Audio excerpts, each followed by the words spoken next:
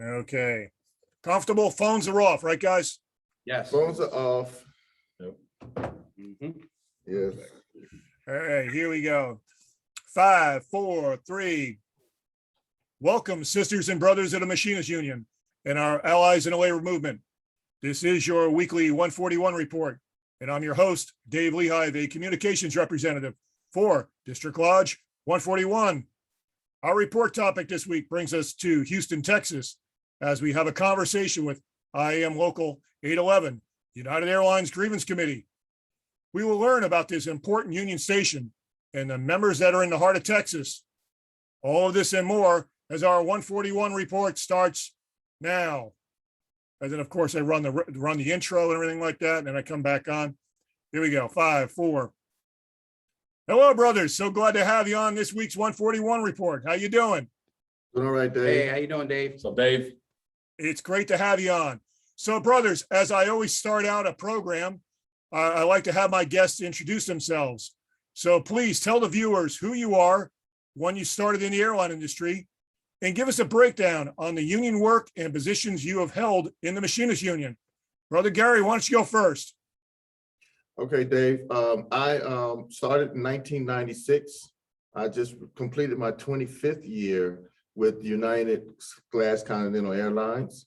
I was a steward in the union.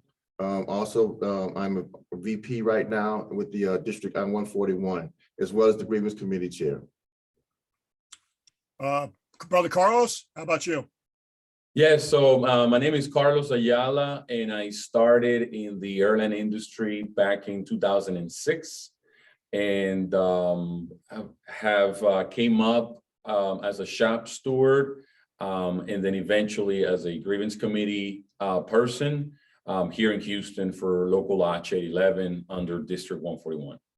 Okay, Brother Bruno. How you doing? My name is Bruno Pereira. I've been in the airline industry with United/Continental since 1999. I started out as a shop steward, and now I'm a grievance committeeman here with my team. And how many years do you have? Going on 23. 23 years. Okay. So, Brother Gary, I spoke to President Leroy Taylor a few months ago on the 141 report about local Lodge 811. I know this is a large local, so can you tell me about the membership you represent at United, and approximately how many members do you have that the committee actually represents? Well, Dave, we represent roughly around 2,500 people here in IAH. This local, like you mentioned, is pretty a large local. We have SM Cargo in our local, and recently we just have American Airlines come into our local here just recently. We oversee the move team here in Houston, as well as stores in Houston in local 811, and that's what I do as far as grievance committee chairman.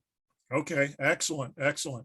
So how big is the Houston United Gate operation? I know it's a large one, but our members that may have not been there, give us an idea, description of what the airport's like.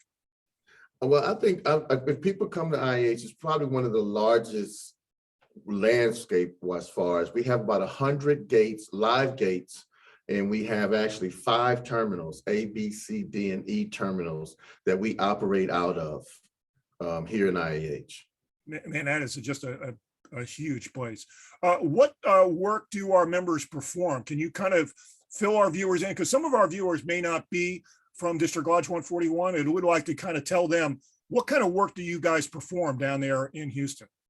Well, we have, of course, we have the plane side work. That's the plane side. We also have TOB running transfer bags, and we also have a BMU here in Houston also. Those are like the 3 main areas that we have working here in IAH. Okay, and it's probably just really like fleet service work, working around the aircraft, pushing aircraft off. You guys have move team down there? We have move team, yes. Yeah. So you guys moving around those big aircraft. Okay. So, Brother Carlos, you're the committee secretary. Can you tell our viewers what that job entails? So as the grievance committee person or slash secretary. I support the shop stewards and the committee with grievances.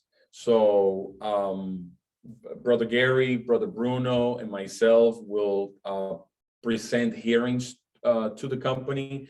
I'm technically the bookkeeper when it comes to the grievances, as my title calls it, the secretary, but we all share the work equally. We don't let titles define all the work that needs to be done. So everybody will get their hands on the grievance process, educating members, the filing of the grievance here at the local lodge. We all share that work anyway. So as a grievance committee person, my main function is to support the shop stewards through their grievances and obviously be there for the members, at any time they need our help. Are you finding now as a secretary more electronic filing than the old traditional paper routine? Right. So when I first started, and when we all started, everything was paper, right? Now we have transitioned more into an electronic format where we'll exchange everything through email amongst ourselves in the company. You find that must be a lot easier now, right? Doing it that way? When my internet works, yes. Yeah, I guess that would be a problem. So you guys have an office on a property to conduct union business. Where do you guys conduct your business? Well, so we are blessed to have basically two offices, right? We have one inside the airport where we can meet with members privately if, the case arises, which, we always do meet with people there. But we also have an office here at the local lodge. So we're really blessed to have two, one remote and one at the site to be able to work on whatever it is that we're working on, whether it's something big or small. We have those two places. Okay. All right. So Brother Bruno, can you describe your role and kind of like what you do and how you work with the committee?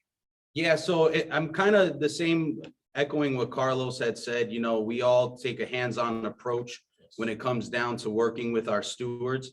We're very involved with them. One of the things that Carlos and I both manages, we have monthly steward meetings here at the local lodge and via Zoom with our stewards, kind of to educate. They kind of fill us in on what's happening on the floor because, with having such a large membership and 3 of us on the committee, our stewards are our eyes and ears. So it's always great to sit down with them. So I kind of run with that.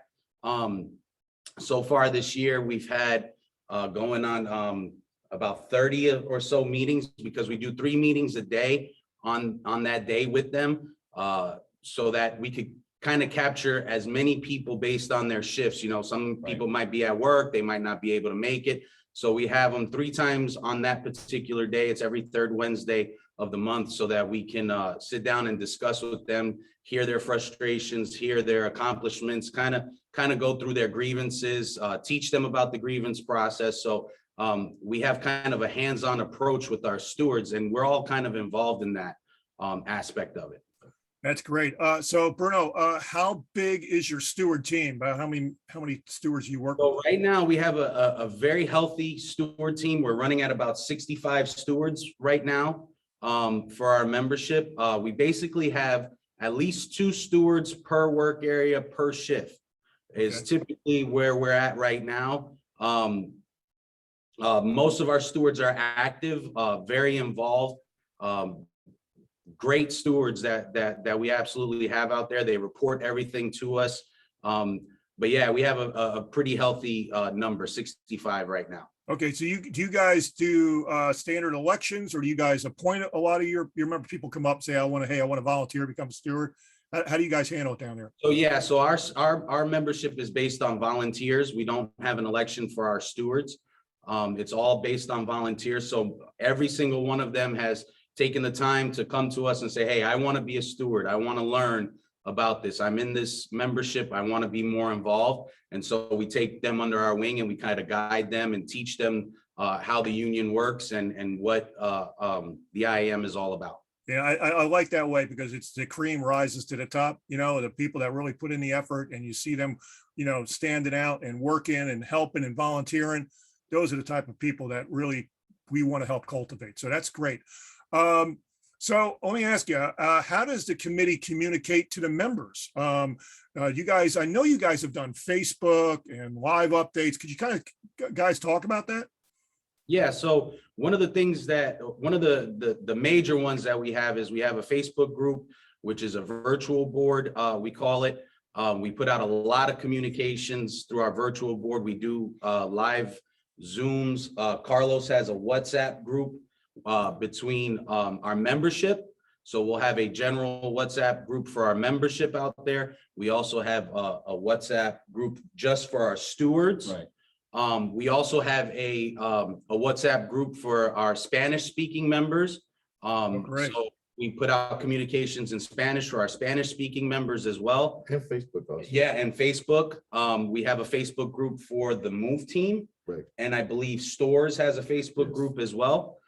So we do a lot of social media out there with the guys, and then we do a lot of walks. And Carlos, That's our main. yeah, Carlos could go ahead and Yeah, talk so about that. our during COVID, obviously we had to be extremely careful with the walks because we will pack people in the break rooms, right? And that's not what we wanted. But as we come out of this pandemic, we are actually just basically going everywhere in the airport at different times. And we make sure we let people know that even if you don't see us right there and there, our phone numbers are in every single work area, every single break room, because we do have a union board in every break room. So to be honest with you, the number one form of communication is our cell phone, through text messages, through calls, video calls,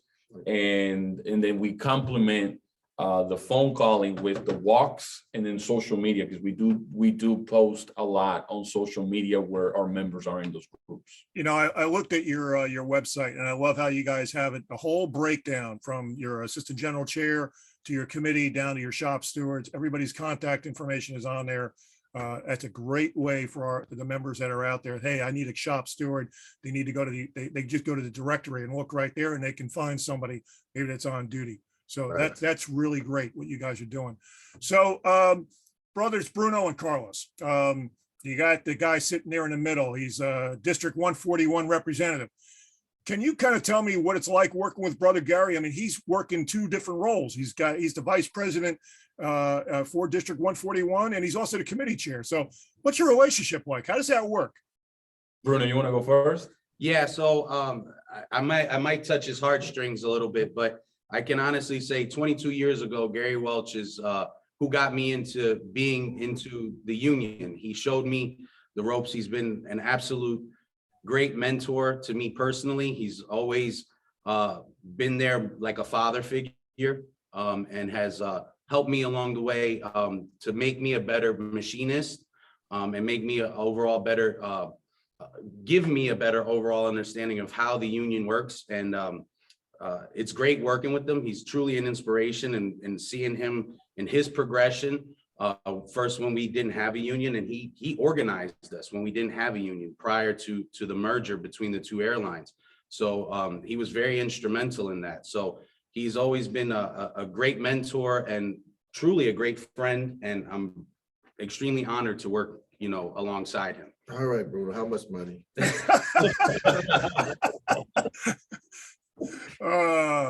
Too good, too good. Carlos, how about you?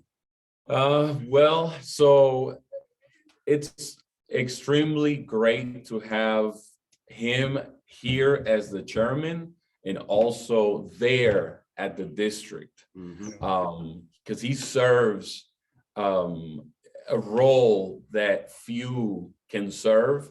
But also Gary is the type of person that has always taught me to be inclusive, to always think about the big picture, because our members, see, it's all about our members. We are who we are, and Gary can guide us through the various obstacles that we have because of our membership and because of their solidarity. But Gary, like Bruno said it best. Gary's been there with this membership way before we were unionized. So the connection between Gary and the people, it's amazing. And it's gonna be hard one day when Gary decides to keep moving up, because that's all he does. He moves up. It's going to be hard not to have him around. It's going to be hard. Well, yeah, he'll be there. He'll be there though. It's just Don't know where Gary. Don't go nowhere. Be a member of 811. Hey, so let's talk about AGCs, right? You guys have a great AGC there on the property, Victor Hernandez. So let's talk about your relationship you have with Victor. When you guys got problems, right? And they do arise in every station. Every member has issues, in arbitration hearings or whatever the case may be. You guys face those problems. Tell me what it's like when you guys got to run something up to Victor. What's it like? Well, one of the things that I can say, of course, I work with Victor on the board, but he's our AGC, but he's also like me. He's also part of this group that's still here every day, very accessible. Sometimes the people don't know that Vic is our AGC. They think he's a committee person sometimes, just like us, because he's involved so much and he's around so much. They think, well, when are you coming? Where do you work at? That's the Victor here in Houston, that he's very much involved as an AGC, even though he has a totally different role. And I think that's the one thing that I appreciate about him, and also that he allows me as a Grievance Committee chairman to run the station, and he trusts me a lot to do things that sometimes maybe some other AGCs may not trust their committee members. Right. So let's talk about negotiations that are going to be coming up here. How do your members, with everything that's been going on, with all the COVID and all the other turmoils going on in the industry, are our members really ready and looking towards, getting our union to sit down at the table and start negotiating a new contract? Can I? Yeah, go ahead. Okay, so yes, I'm gonna speak for myself, but I'm sure they feel the same way. Our members are always ready to negotiate or to hear about what's happening for the new contract. They're always ready. Our members are very active in telling us what is it that they like and don't like about what's happening, whether it is an actual work rule in the contract or just company policy, whatever the case may be.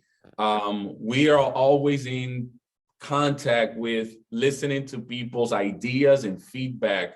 And so we have a list of things that we will share up, the chain of command when it comes to negotiations, because that's coming up. Yeah. I mean, what I want to get to is that we're going to have proposals that are going to be coming out from our members, and we want to make sure our members are ready to fill those proposal sheets out when they come out, right?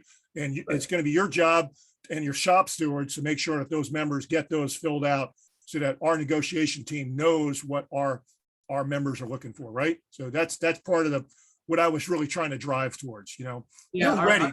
They're ready and they're eager and they're ready to get going and negotiate. Yeah, our members actually ask us all the time because we have informed them during our walks, our videos, and our general communications out to them. Negotiations are going to be coming up. We'll keep you guys posted. And one of the main questions that we get is, hey, when are those proposals coming out?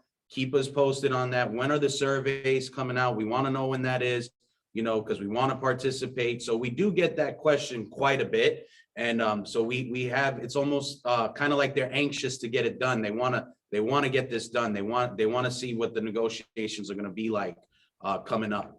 Okay. Excellent answer, guys. So Brother Gary, after fighting for so many years to get a union on the property, can you tell our viewers around the country how the lives of the membership have improved in Houston over the last 10 years? Well, that's a loaded question, Dave, because it's all uphill. I'm telling you, coming from, like you say, non-union and going into union, the company, one of the biggest things that I always remember is when we weren't non-union and the company just came and took our money from us. They took our wages from us, and they never gave it back. But all the other unions was getting their wages back. And if you look back, roll all the way up to this year, when the company was thinking about putting all the full-timers down to part-time and taking our money from us, that right there showed even the people that never really wanted a union, this year kind of showed them how great it was to, and glad that we had a union, because we could, the company couldn't just come in and do what they wanted to do with us. And like I said, our job security, wages, benefits, something that and our quality of life has increased tremendously. And I don't know if they want to chime in on that, but that's what I see the most as far as being non-union and union, and how we have progressed the last 10 years. Yeah.